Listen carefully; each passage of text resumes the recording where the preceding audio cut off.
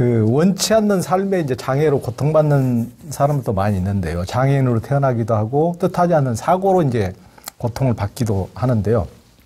이제 업설의 이런 영향으로 그런 이제 불행을 다치면은 보통 이제 옛날 어른들한테 그런 얘기 이제 많이 돼. 업이 얼마나 크면은 그럴까, 이제 그런 참 죄업이 얼마나 많으면 그럴까 이런 식으로 하기도 하고. 그래서 이제 자인화교에서 전생의 업장을 고행을 통해 소멸하도록 이렇게 가르치고 하는데요. 이런 업설을 불교로 알고 있는 경우가 이제 많이 있는데, 부처님께서도 괴로움의 원인을 전생에 지은 업 때문이라고 하셨습니까? 전생이라기보다도 네. 이전에 지은 업이라고 말씀하시죠. 이전에. 예, 이전에. 근데 이전이라는 표현이 이제 좀 윤회설하고 연결시키면 전생이라는 표현이 되고 있는 거예요. 이게 과거라는 이야기죠. 네. 과거라는 것은 지금 현재 이전의 모든 것이죠. 실제로 우리의 삶이라는 것은 이전의 삶의 연장선상에 있잖아요. 네. 그러니까 이제 지금의 나의 현상은 이전에 어떠한 삶의 연장선상에 있기 때문에 인과적으로 연결되어 있다고 하지만 그게 결정되어 있지는 않아요. 결정되어 있지는 않고 그 다음에 우리의 삶이라는 것이 연기설적으로 보면 개별적으로 일어나는 사건이 아니에요. 그 사람이 사고가 난 게 지 혼자 사고가 났겠어요? 자동차가 와서 치였으니까 사고가 났겠어요? 자동차가 치였죠. 그렇지. 그럼 자동차가 돌아다니는 세상을 만들어 놓은 게 누구야? 그 사람이 만들었어요? 우리가 만들었어요? 그렇기 때문에 우리는 우리 주변에 일어나고 있는 모든 고통들을 그 사람의 개인의 고통이라고 보는 게 아니라 우리가 함께 만들어낸 것이다라고 봐야 돼요. 이게 바로 연기설에서 본 무아설이에요. 근데 그걸 모르니까 자꾸 자인화교적으로 생각해가지고 오히려 이제 이렇게 해버리면은 얼마나 무자비한 현상이 벌어지냐 하면 그런 사람들을 우리가 동정하고 우리가 뭔가 그 사람들을 위해서 해야 될 일을 한 게 아니라 지가 어디서 지업 뽑았는데 우리가 왜 나서 알아서라고 그래? 그러고 굉장히 정당하잖아요. 자인화교 같은 교리에 의한다면 그 사람이 죽든 살든 지 일이지 우리가 나설 필요가 없잖아. 이런 이제 그 굉장히 그 뭐랄까 비인간적인 형태가 나타날 수밖에 없어요. 근데 부처님이 말씀하신 업은 실제로 모든 생명은 업으로 얽혀 있어요. 같이 서로 삶에 있어서 서로 같이 얽혀 있어. 그러니까 어느 누구 고통도 내 고통 아닌 것이 없다고 바라보는 거예요. 이게 이제 자리이타고 동체잡이고. 그래서 이제 그 뭐 누구를 위하여 종이 울리나? 그 이제 뭐 시가 있더구만. 이제 그 시에 보니까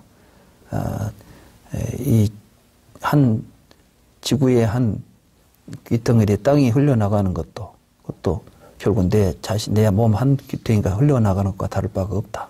그래서 이 세상의 모든 건 서로 연결되어 있기 때문에 어떤 사람의 죽음을 위해서 울리는 저 조종. 거기는 서양에서는 사람이 죽으면 종을 울렸더만. 그때 이제 저 종소리는 지금 죽은 사람을 위해서 종소리를 울리는 게 누구를 위해서 울리냐고 묻지 마라. 그 종은 바로 너 자신을 위해서, 우리 자신을 위해서 울리는 종소리다. 이렇게 이제 그 시가 돼 있어요.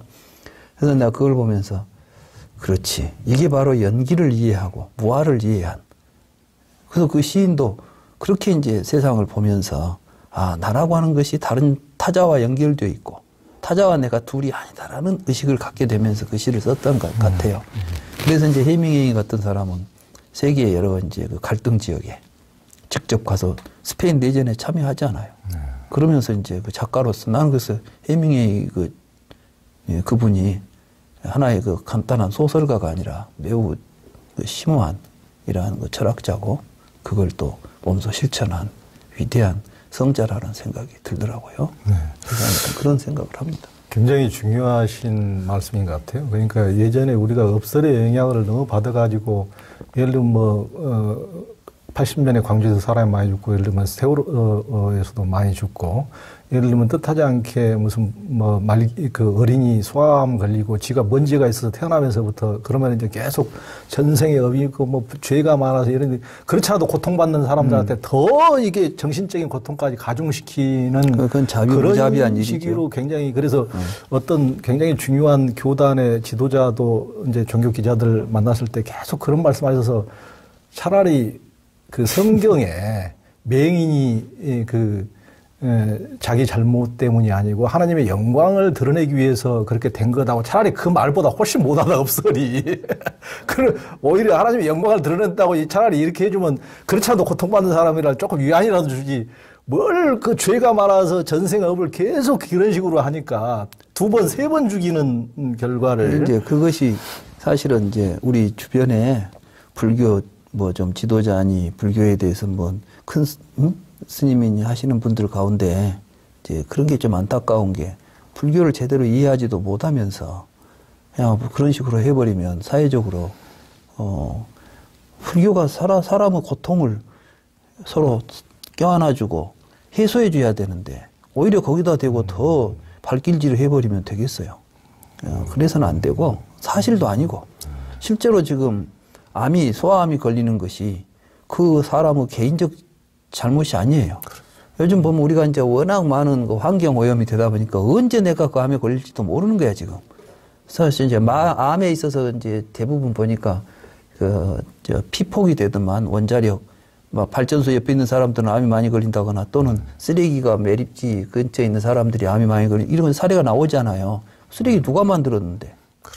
우리가 다 쓰고 남은 쓰레기 한쪽에다 치워놨더니 그쪽에 치워진 곳에 있는 사람들이 고통을 겪고 있다고 한다면 그 쓰레기를 버리는 우리 모두 책임인 거예요, 사실은. 이게 업보라.